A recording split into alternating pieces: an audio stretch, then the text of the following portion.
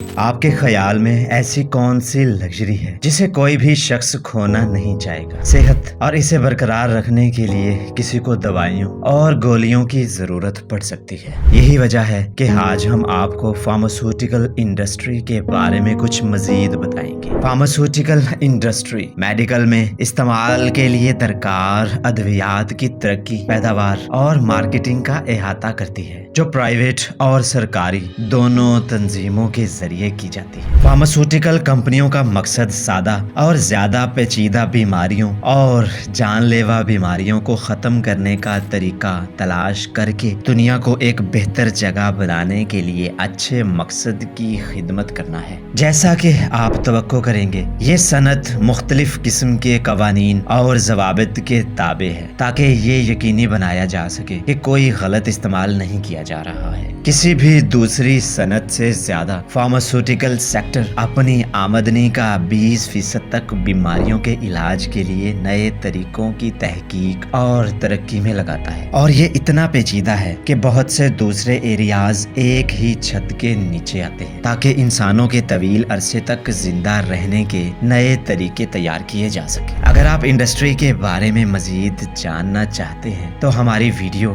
آپ کو کچھ دلچسپ اور متاثر کن حقائق سے حیران کر دے گی۔ اگر آپ یہاں نئے ہیں تو خوش آمدید، چینل کو ضرور سبسکرائب کریں۔ ویلکم ٹو GRY کلک، وہ جگہ جہاں مستقبل کے ارب پتی متاثر ہونے کے لیے آتے ہیں۔ Number 1، It all started 200 years ago۔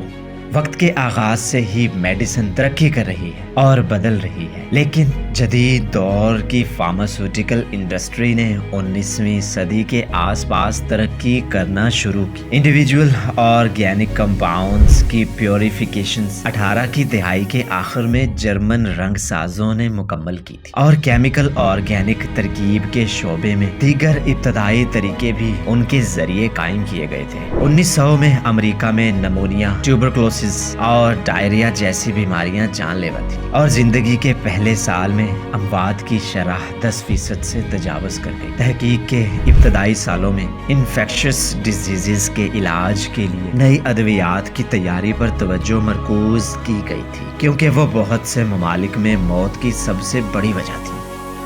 Number 2، big pharma companies get fined a lot. Big pharma health care companies کے درمیان تقسیم ہونے والے کچھ جرمانے کے مرکز میں بیٹھا ہے۔ 2012 میں گلیکسو سمتھ کلائن نے مجرمانہ الزامات کا اعتراف کیا اور فارماسیوٹیکل کمپنی کی جانب سے نابالغوں میں اینٹی ڈپریسنٹ کو فروغ دینے کے بعد $3 بلین جرمانہ ادا کیا۔ انہوں نے جن دوائیوں کو فروغ دیا ان میں سے کوئی بھی FDA نے 18 سال سے کم عمر کے لوگوں کے لیے منظور نہیں کی۔ جانسن اینڈ جانسن فائزر جیسی کمپنیاں آف لیبل دوائیوں کے استعمال کو فروغ دینے اور پین کلرز کی غیر قانونی مارکیٹنگ کے لیے بڑے جرمانے بھی ادا کرتی ہیں۔ اگرچہ جرمانے بڑے تھے، ہر کمپنی کے لیے تقریباً $2.5 بلین، لیکن وہ در حقیقت ان بڑے فارماسیوٹیکل گیگنٹس کے لیے صرف ایک چھوٹی سی رقم کی نمائندگی کرتے ہیں، اگر ہم سوچ رہے ہیں کہ وہ ہر سال کتنی رقم کماتے ہیں۔ Number 3، Pfizer is the biggest pharmaceutical company in the world with a net worth of $233.51 billion۔ یہ جاننے کے لیے متجسس ہوں کہ ہر سال دوا سازی کی صنعت میں کتنی رقم خرچ ہوتی ہے۔ یہاں ہم خربوں کے بارے میں بات کر رہے ہیں، اور 2023 تک یہ انڈسٹری بے مثال بلندیوں تک پہنچ گئی، جس کا تخمینہ حیران کن $1 ٹریلین لگایا جا رہا ہے۔ تمام کمپنیوں میں سے فائزر سب سے زیادہ پیسہ کماتی ہے۔ کمپنی کا ہیڈ کوارٹر کنیکٹیکٹ USA میں ہے، اور وہ دنیا کی سب سے بڑی دوا ساز کمپنی بننے میں کامیاب ہوئی ہے۔ فائزر ایک ریسرچ بیسڈ کمپنی ہے اور ایمونولوجی، آنکولوجی، نیورو سائنسز اور نایاب امراض جیسے شعبوں میں مطالعہ کے لیے رقم خرچ کرتی ہے۔ Number 4، There is a big pharma conspiracy going around۔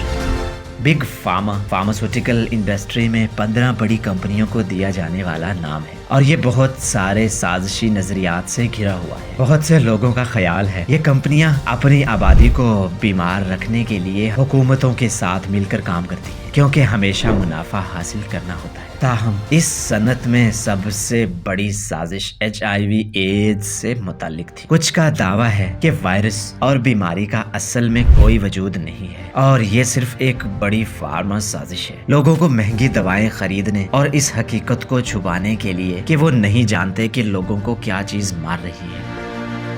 Number 5، advertising is کی ان the industry.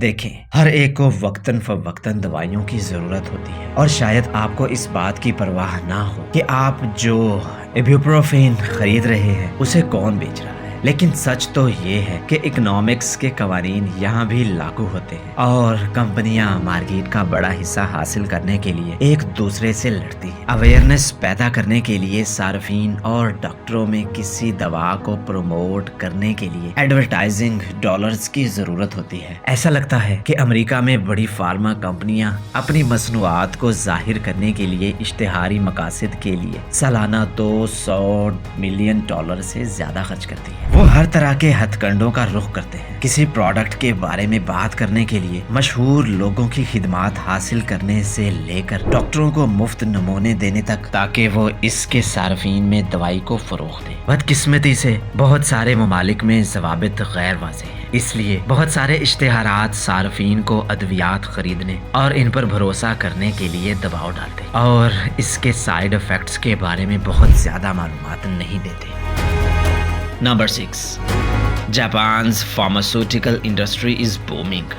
Japan world's 3rd pharmaceutical market ہے جو امریکہ اور چین کے پیچھے ہے۔ چونکہ ملک کی آبادی تیزی سے بوڑھی ہو رہی ہے، اس لیے لوگوں کو اکثر دواؤں کی ضرورت ہوتی ہے اور یہ فارماسیوٹیکل انڈسٹری کے لیے ایک بڑی مارکیٹ بناتی ہے۔ جاپان کی حکومت نے ٹیسٹنگ سے متعلق ضوابط میں نرمی کی ہے اور مارکیٹ میں نئی ادویات کی آمد کو بھی آسان بنا دیا گیا ہے۔ بڑی فارما کمپنیوں نے کاروبار کے مواقع کو تیزی سے حاصل کیا اور نئی کمپنیوں کو مارکیٹ میں راغب کرنے کے لیے جاپانی حکومت کی جانب سے اس اقدام کو غیر مقدم کیا گیا۔ Number 7، engineers and new technology are helping a lot. Smallpox اور پولیو ویکسینیشن کے ذریعے ختم ہو چکی اور اچھی خبر یہ ہے کہ ہر اس خوفناک بیماری کے لیے جس پر فی الحال تحقیق ہو رہی ہے اس کے علاج کا امکان ہے۔ نئی ٹیکنالوجی اور نئے آئیڈیاز اس وقت میڈیکل اور فارماسیوٹیکل انڈسٹری کو عالمی آبادی کو متاثر کرنے والی بیماریوں کے علاج تلاش کرنے میں مدد کر رہے ہیں۔ ہماری زندگی میں کینسر، ایبولا، HIV، الزیمر اور کسٹک فائبروسس کے ٹھیک ہونے کی امید ہے اور IBM، ایپل اور گوگل جیسی ٹیک کمپنیوں نے بھی میڈیکل کی ترقی کے شعبے میں سرمایہ کاری کی۔ یہ کمپنیاں ایسی ٹیکنالوجیز کو استعمال کرنے کے لیے اچھی طرح سے رکھی گئی جو مریض کی حالت کے بارے میں بصیرت فراہم کر سکتی ہے۔ Number 8، supplements only make you thirsty. Vitamins ایک ضروری شے ہے جس کی ہمیں اپنے جسم کو قدرتی ٹوٹ پھوٹ کے عمل میں سہارا دینے کی ضرورت ہوتی ہے۔ مختلف غذائیں ہمیں وائٹامنز کے ساتھ ساتھ دیگر قدرتی ذرائع بھی فراہم کرتی ہیں۔ جب جسم کو مطلوبہ لیول نہیں ملتا ہے تو وائٹامنز سپلیمنٹس کا استعمال عام طور پر خسارے کو پورا کرنے کے لیے کیا جاتا ہے۔ بہت زیادہ وائٹامنز اور سپلیمنٹس لینے سے ضرورت سے زیادہ پیاس لگتی ہے۔ لوگوں کو اب بھی وائٹامنز کی ضرورت ہے اور اگر آپ کے پاس کچھ کمی ہے تو یہ آپ کے جسم کی مدد کر سکتے ہیں، لیکن یہ بات ذہن میں رکھیں کہ اگر آپ ڈاکٹر کی نظر میں نہیں ہیں تو شاید انہیں روزانہ لینے سے آپ کو اتنا فائدہ نہ ہو۔ Number 9، developing a new drug costs around $2.6 billion. نئی ادویات تیار کرنے میں بڑی رقم خرچ ہوتی ہے۔ فارماسیوٹیکل کمپنیز نئی ادویات پر اوسطاً $2.6 بلین خرچ کرتی ہیں۔ اس رقم میں ادویات کی ناکامی سے وابستہ اخراجات شامل ہیں۔ اس کے علاوہ مزید $312 بلین عام طور پر منظوری کے بعد کے ترقیاتی مطالعات پر خرچ کیے جاتے ہیں تاکہ نئے انڈیکیٹرز، فارمولیشنز اور ڈوزیج اسٹرینتھ کو جانچا جا سکے۔ ایک نئی دوا تیار کرنے کے لیے آج جتنی رقم خرچ کی جاتی ہے وہ 1980 کی دہائی کے $413 ملین کے مقابلے میں بہت زیادہ ہے۔ Number 10، The pharmaceutical industry is the most profitable of them all۔ ادویات میں $154 بلین سے زیادہ خرچ کرنے کے ساتھ یہ انڈسٹری سب سے بڑی ہے۔ تمام لوگ بیمار ہو جاتے ہیں اور بیماریوں کے علاج کا جدید کم تکلیف دہ طریقہ دوا سے ہے۔ فارماسیوٹیکل انڈسٹری اب تک سب سے زیادہ منافع بخش صنعتوں میں سے ایک ہے، اور فائزر اور جانسن اینڈ جانسن اور GSK جیسی بڑی جنیرک فارماسیوٹیکل کمپنیز اس کی رہنمائی کرتی ہیں۔ دنیا کی ٹاپ 10 انڈسٹریز کو دیکھتے وقت آپ کو ان میں بایوٹیک، جنیرک اور بڑی فارماسیوٹیکل کمپنیز، بڑے بینکوں اور انویسٹمنٹ فرمز کے ساتھ نظر آئیں گی۔ اور اسی کے ساتھ ہم آپ سے پوچھنا چاہیں گے کہ بگ فارما سازشی نظریات پر آپ کی کیا رائے ہے؟ اور آخر تک ہمارے ساتھ رہنے کے لیے آپ ایک بونس فیکٹ کے مستحق ہیں۔ بہت سے مطالعات سے پتہ چلتا ہے کہ بھنگ میں بہت ساری شفا بخش خصوصیات ہیں۔ کینیڈا، ہالینڈ، ساؤتھ افریقہ اور امریکہ کی کچھ ریاستوں میں بھنگ یا چرس قانونی ہے یا قانونی ہو رہی ہے۔ 1930 کی دہائی کے آخر سے زیادہ تر ممالک میں بھنگ کا قبضہ غیر قانونی ہو گیا، اور بہت سے معاملات میں آج بھی ہے۔ دنیا کے کئی حصوں میں کم مقدار میں بھنگ کا قبضہ قانونی ہے، اسے جرم قرار دیا جا رہا ہے۔ تاہم دواؤں کی بھنگ کو ٹرمینل کینسر، ایڈز یا یہاں تک کہ ADHD میں مبتلا درد میں بہت سے لوگوں کی مدد کے لیے بھی استعمال کیا جا سکتا ہے۔ اگر آپ کو ہماری ویڈیو اچھی لگے تو اسے لائک اور شیئر کریں۔